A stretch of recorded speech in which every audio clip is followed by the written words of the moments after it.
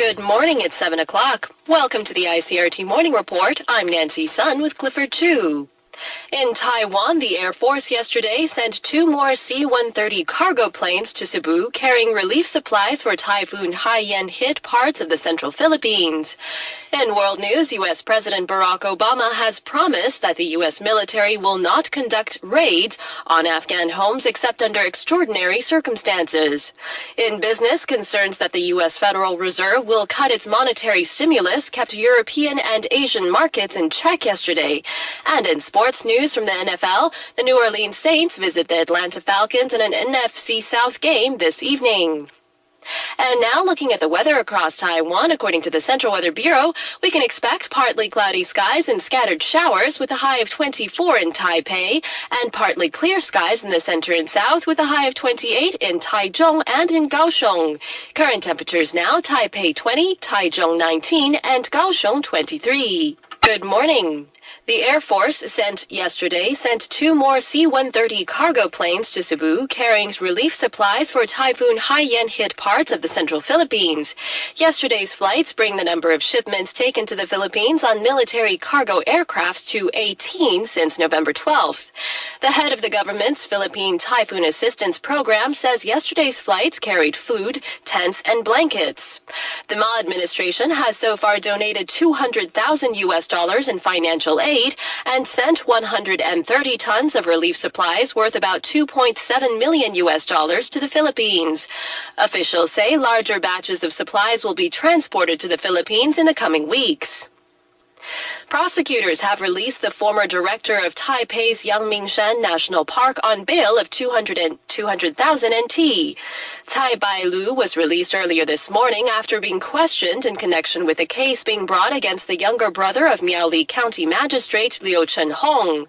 Liu Chenchi faces charges of larceny related to allegations he illegally appropriated 1,800 pings of state-owned land in the Yangmingshan area. There have been claims former National Park and government housing officials helped him purchase the land. Liu illegally constructed a mansion on the site which included underground tunnels and a private hot springs. He was released on 3 million NT last Friday by the Shiling District Prosecutor's Office. A court in Edinburgh, Scotland, yesterday ruled that British national Zane Dean would remain in detention pending a decision on his possible extradition to Taiwan. The ruling was handed down after a 20-minute hearing. Dean's lawyer did not seek bail but argued Taiwan's judicial authorities are not eligible to seek his extradition because the island does not have formal diplomatic ties with the United Kingdom. According to Vice Justice Minister Chen Ming-tang, the Scottish court is scheduled to begin formal hearings into Taiwan's request for Dean's extradition on January 8th. Dean was convicted last year of killing a newspaper delivery man in a drunk driving hit-and-run accident in downtown Taipei in March of 2010. However, he fled Taiwan in August last year, shortly before he was due to begin a 4-year sentence. Taiwan prosecutors issued a warrant for Dean's arrest in January of this year. The Cabinet yesterday passed a draft amendment to food safety laws. The movement increased penalties on food producers and establishes what the government says will be a better protection system. The amendments are now pending approval from the legislature. Under the proposed amendment to the Act governing food sanitation, food manufacturers will be required to test their raw materials and products or send them to an outside laboratory for testing. Companies that refuse to comply to the new guidelines face fines between 30,000 and 3 million NT. The amendment also raises the maximum fine for manufacturers of adulterated or counterfeit food to 50 million NT. Fines for mislabeling, false advertising, misrepresentation, or exaggerated claims will be raised to a maximum 4 million NT. Meanwhile, the Council of Agriculture yesterday released test results on fresh and raw milk products, with officials saying they found no residue from any banned veterinary drug. The statement comes a day after Business Weekly magazine published an article claiming that 60% of fresh milk products contained trace amounts of veterinary drugs, including antidepressants. However, according to Agriculture Minister Chen Baozhi, his office collected 23 samples of fresh and raw milk products, And the initial test results on 7 of the products showed that none contained any type of veterinary drug. Chen added the results of the test mean that the government will not order the removal from store shelves of any of the allegedly tainted milk products. The National Animal Industry Foundation is continuing to run tests on all of the remaining product samples. Interior Minister Li Hongyuan says the Ma administration is working to secure the release of Chang'an Wei, who was abducted by gunmen in the East Malaysian state of Sabah last week. According to Li, the government is cooperating with international organizations and has obtained key clues to the case. However, Li refused to give details to the clues, saying he will not fuel speculations that could endanger the hostages' safety or cause trouble for investigators.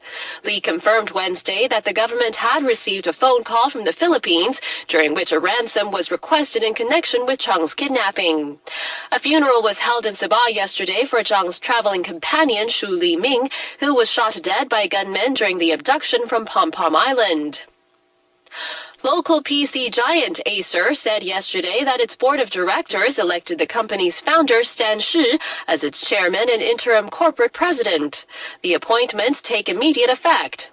The move follows Acer chairman and CEO J.T. Wang and corporate president Jim Wang both stepping down in light of the company's recent poor performance. Speaking to reporters, Shi says he agreed to the appointments through a personal sense of social responsibility and will not be accepting a salary.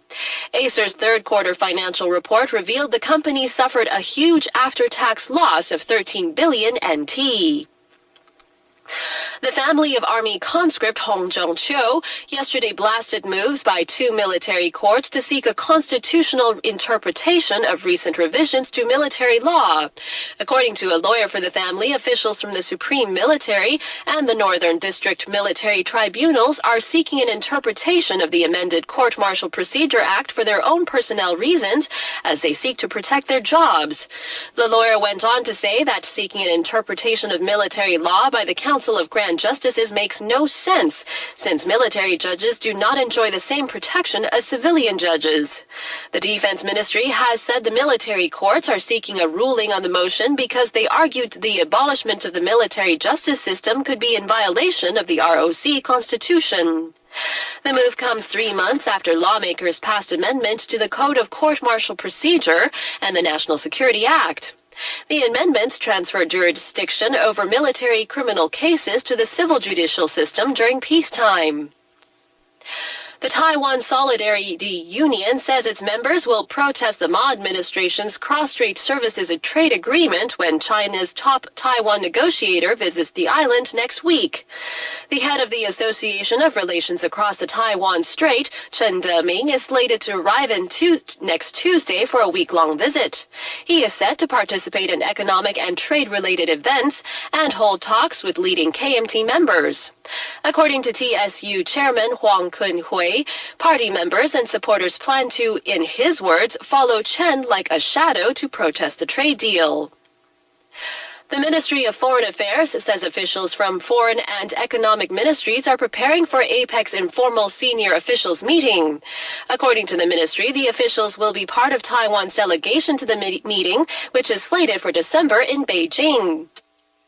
The meeting will cover issues related to regional economic growth and set the agenda for the next APEC Leaders Summit, which will take place in Beijing next year. And now looking at the weather across Taiwan, according to the Central Weather Bureau, we can expect partly cloudy skies and scattered showers in the north with a high of 24 in Taipei, and partly clear skies in the center and south with a high of 28 in Taichung and Kaohsiung. Current temperatures now, Taipei 20, Taichung 19, and Kaohsiung 23. In international news, U.S. President Barack Obama has promised that the U.S. military will not conduct raids on Afghan homes except under extraordinary circumstances. In a letter to the Afghan President Hamid Karzai, he said that the U.S. will continue to respect Afghan sovereignty. It's part of a new security agreement being debated by a council of elders in Kabul.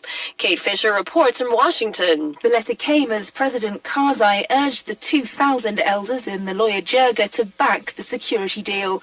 It would clear the way for thousands of U.S. troops to train and assist Afghan forces after the combat mission ends next year. But President Karzai says even if it's approved by the elders, it should not be signed until after a new leader is elected in polls next spring. Kate Fisher, Washington. Iran is increasing its demand ahead of a new round of negotiations aimed at curtailing its nuclear program. From Washington, Daniel Ranches reports. The 5 permanent members of the Security Council, plus Germany, the P5+1, want to eliminate Iran's growing capability to produce nuclear weapons and hope to cut a deal within 6 months. Whilst they negotiate, they're trying to reach an interim arrangement in which Iran agrees to freeze its enrichment activities in exchange for some modest easing of sanctions. In Washington, U.S. Secretary of State John Kerry is hopeful. We have the best chance we've had in a decade, we believe, to halt progress and roll back Iran's program. But Iran's now demanding a more robust easing of oil and banking sanctions, something that members of the P5+1 group would be reluctant to agree upon because it risks taking away their main negotiating leverage to reach a comprehensive deal later on. For ICRT News in Washington, I'm Daniel Ranches. At least 25 people have been killed in a car bomb attack northeast of the Iraqi capital, Baghdad. The blast happened at a market in a religiously mixed province. The bomb went off at about midday in a neighborhood populated mostly by Shia Kurds. Witnesses told police that the bomb was aboard a truck of vegetables. The attack comes a day after at least 29 people were killed and dozens wounded in a series of bombings across the capital. No group has claimed responsibility for the violence, but Sunni militants linked to al-Qaeda often carry out such attacks to undermine confidence in the Shia-led government. Dozens of Americans are among the estimated 11,000 foreign nationals fighting in Syria. Citizens from Norway, Albania, Somalia, and all over make up about 10% of the soldiers in Syria, a few fighting for the Assad regime, but most with opposition groups, and the number is rising. Priscilla Huff has more. The number of Americans fighting in Syria is increasing steadily, and one intelligence analyst believes that number will continue to rise as long as Syria is at war. Some, mostly from Iran and Lebanon, are part of the details from the Al-Quds Force and Hezbollah, supporting the Assad regime. But many have joined the Islamic State in Iraq and Syria, and others the al-Nusra Front, which has ties to al-Qaeda.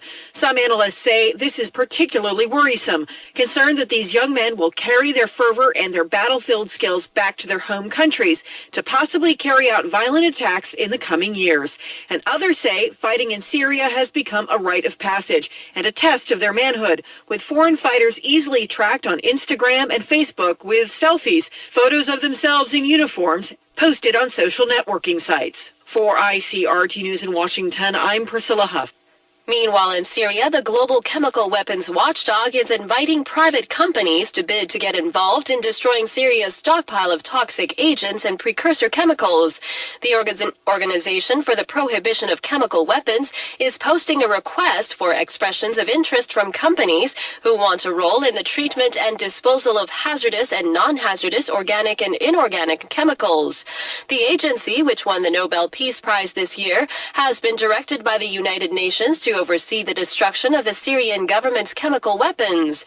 The unprecedented disarmament in the midst of a civil war, now in its third year, was launched following an August 21st chemical weapons attack on a Damascus suburb that killed hundreds of civilians. In London, police have arrested a man and woman in their 60s over allegations 3 women were held as slaves in a house in the south of the city for 30 years.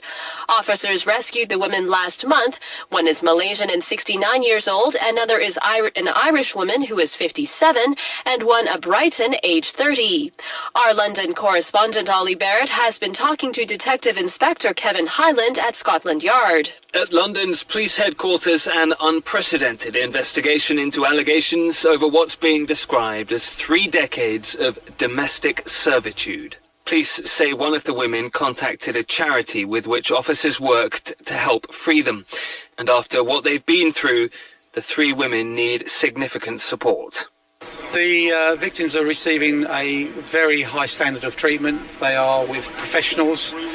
They're receiving psychological welfare, medical welfare, and that's going to be a long ongoing process for their welfare primarily, but also for us to establish the true facts behind this case.